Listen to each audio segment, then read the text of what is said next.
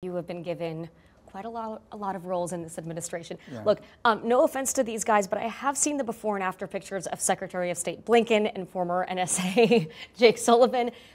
They don't look so hot at the end of all of this. And they were each doing one of those jobs. I mean, there are a lot of people that are saying, how on earth are you wearing these two hats? And what are the trade-offs that you have to think about? There really isn't. I mean, in many cases, you end up being in the same meetings or in the same places. There's just one less person in there, if you think about it. The two jobs really do overlap in many cases. Obviously, there's the function of running the agency of the Department of State. But what I find myself in many cases doing is when a lot of people would come to Washington, for example, for meetings, and they'd want to meet with a national security advisor and then meet with me as Secretary of State. Now they can do both in one meeting. The same with when we're around the table, for example, in the Situation Room. There was a chair for the National Security Council and one for the State Department. Now they're both there.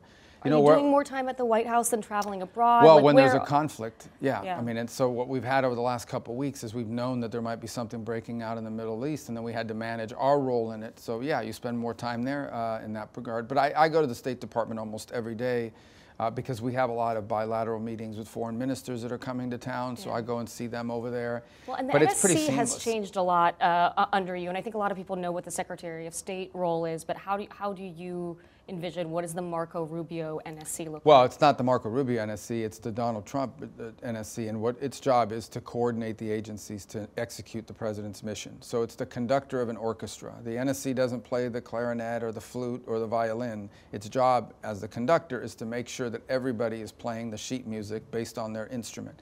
And so you coordinate the different elements of our government depending on the issue, the national security issue.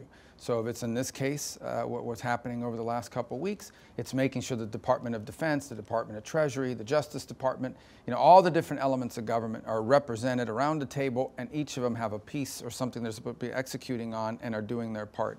But ultimately, the ideas and the execution comes from the individual agencies.